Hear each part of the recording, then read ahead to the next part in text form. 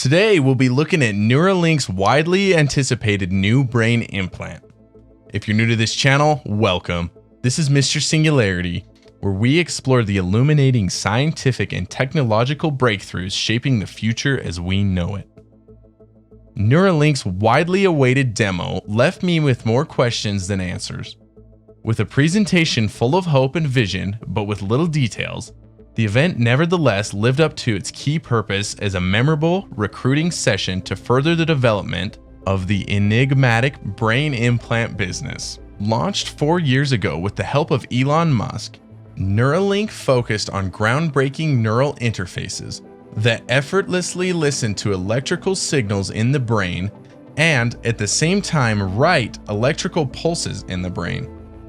But even by the norms of Silicon Valley, the organization has maintained a close watch on its development, doing all engineering, analysis, and animal testing in-house. The vision of marrying biological brains to artificial brains is not special to Neuralink. Over the last decade, there has been an increase of brain-machine interfaces, some inserted into the brain, some into peripheral nerves, or others that rest like a helmet outside the skull. The core theory behind all of these contraptions is simple. The brain is largely driven by electrical signals. If we can tap into these mysterious neural codes, the brain's secret language, we may actually become the architects of our own minds. Let the paralyzed people walk again? Check it out and done. Power the robotic arms with the mind? Yep. Rewriting brain impulses to combat depression? Right now. In people.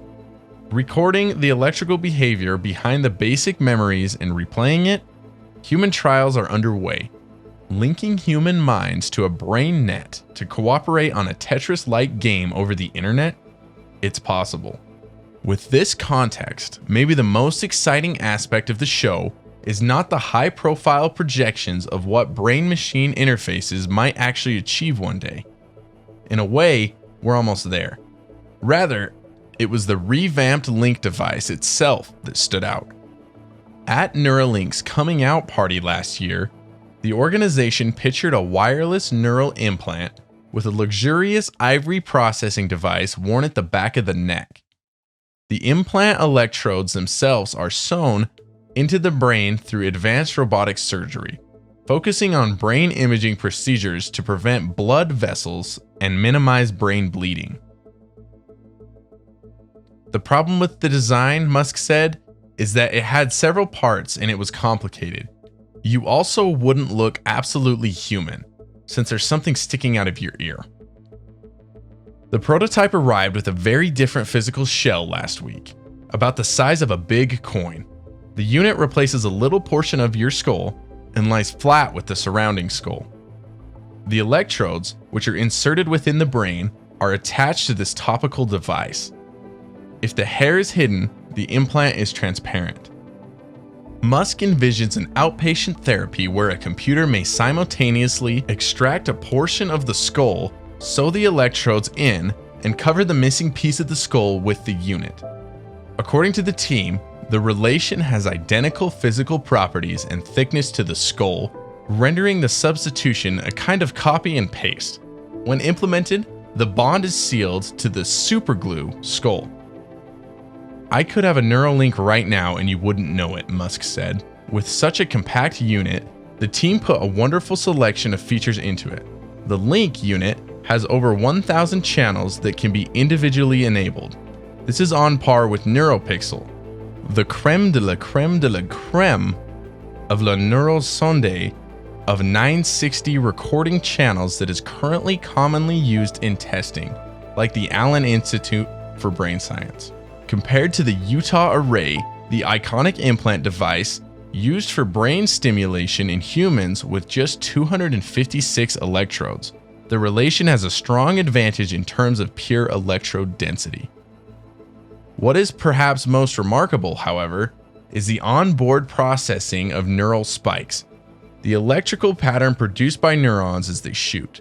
Electrical impulses are fairly noisy in the brain, and filtering noise bursts, as well as sorting electrical stimulation trains into spikes, typically require quite a bit of computing power. This is why neural spikes are typically reported offline and processed using computers rather than onboard electronics in the laboratory. The dilemma is much more complex when contemplating the transmission of wireless data from the embedded device to the remote handset. Without effective and reliable compression of these neural results, the upload might be incredibly sluggish, run out of battery power, or heat up the computer itself. Something you don't want to do with a device trapped inside your brain. To solve these challenges, the team focused on algorithms that use characteristic shapes of electrical signals that appear like spikes to accurately recognize individual neural firings. The data is stored on the chip inside of the skull. Recordings from each channel are screened to eliminate apparent noise, and spikes are then observed in real time. Since various groups of neurons have their signature way of spiking, that is, the shape of their spikes is diverse, the chip may also be programmed to identify the exact spikes you're searching for. This suggests that, in principle, the chip will only be designed to record the kind of neuron behavior you're interested in. For example, looking at inhibitory neurons in the cortex and how they regulate the transmission of neuronal input. This processed spike data are then sent to the smartphones or other external devices via Bluetooth to allow wireless monitoring. The ability to do this effectively has been a stumbling block in wireless brain implants. Raw neural recordings are too large for effective delivery, and automatic data spike detection and compression is difficult, but a necessary step to enable neural interfaces to actually cut the wire. Connection has some other impressive features. For one, the battery life lasts all day, and the device can be charged at night by inductive charging. From my subsequent discussions with the team, it seems that alignment lights can help track whether the charger is aligned with the battery. Furthermore, the connection itself also has an internal temperature sensor to check for overheating, which will immediately disconnect if the temperature increases above a certain threshold. A very important safety precaution that does not overheat the surrounding skull tissue. From the onset of the demonstration, there was an undercurrent of friction between what is achievable in neuroengineering and what is needed to understand the brain. Since its inception, Neuralink has always been intrigued by electrode numbers, increasing the number of channels on its instruments and increasing the number of neurons that can be registered at the same time. At the case, Musk said that the goal was to raise the amount of neurons registered by a factor of 100, then 1,000, then 10,000. But here's the point. As neuroscience gradually recognizes the neuronal code underlining our cognitive processes, it's obvious that more electrodes or more activated neurons aren't necessarily easier. Many neural pathways use what is termed sparse coding, so that only a few neurons activated in a way that mimics normal firing will artificially activate visual or olfactory stimuli.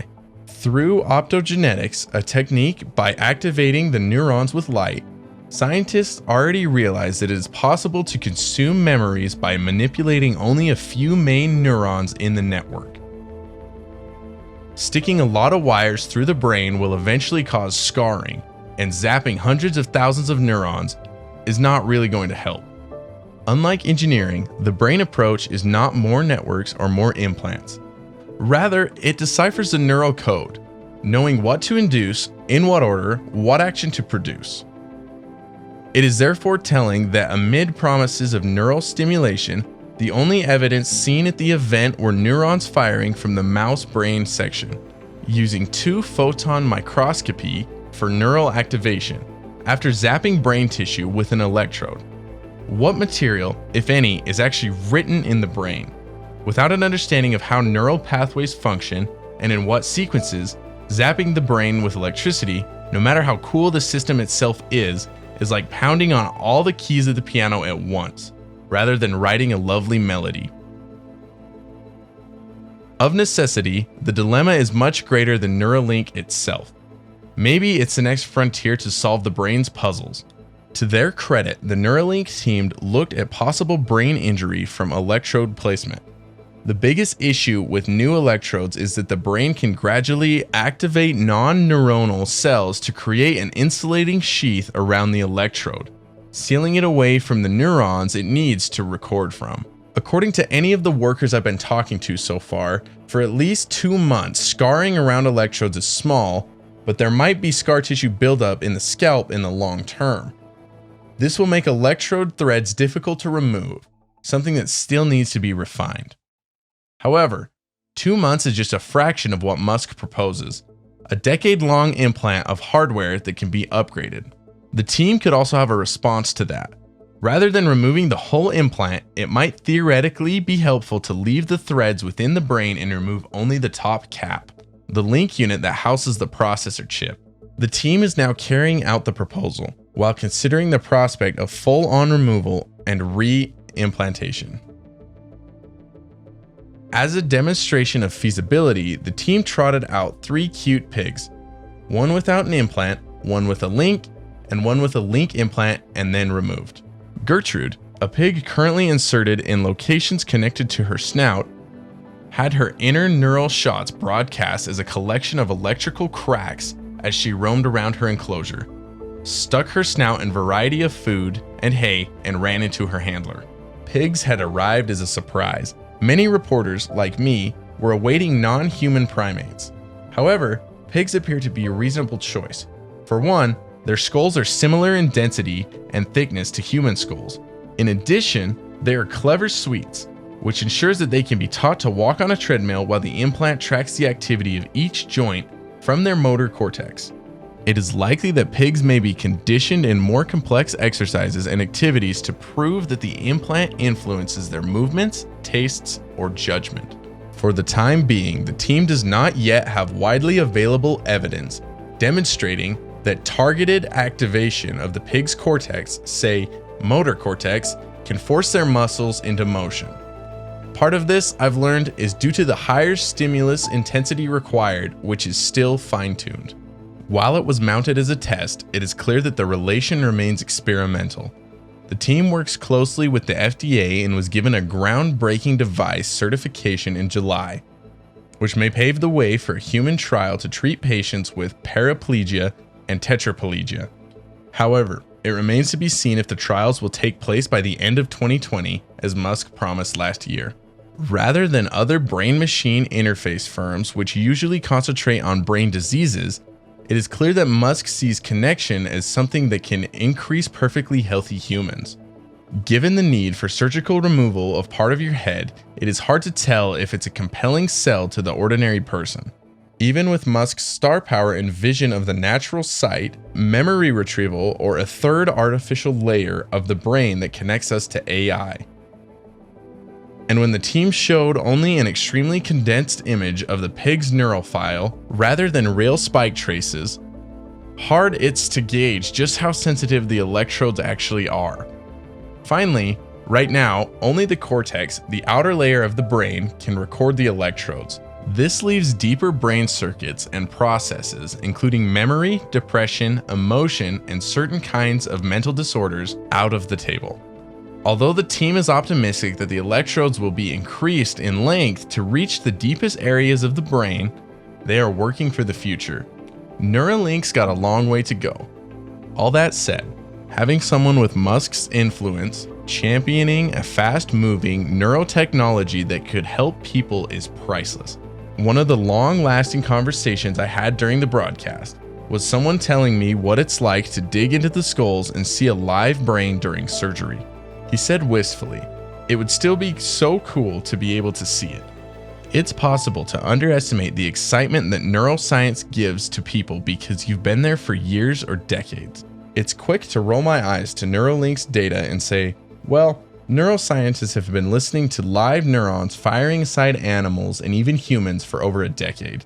As much as I'm always cynical about how Connect reveals the state-of-the-art neural probes built in academia, I'm amazed by how much a comparatively small leadership team has achieved in the past year. Neuralink is only off and aiming high. To quote Musk, "There is a huge amount of work to be done to move from here to a device that is widely available and affordable and reliable." What's your take on this? Let me know down in the comments below and check out one of these other videos. This has been Mr. Singularity, and I'll see you on the next one.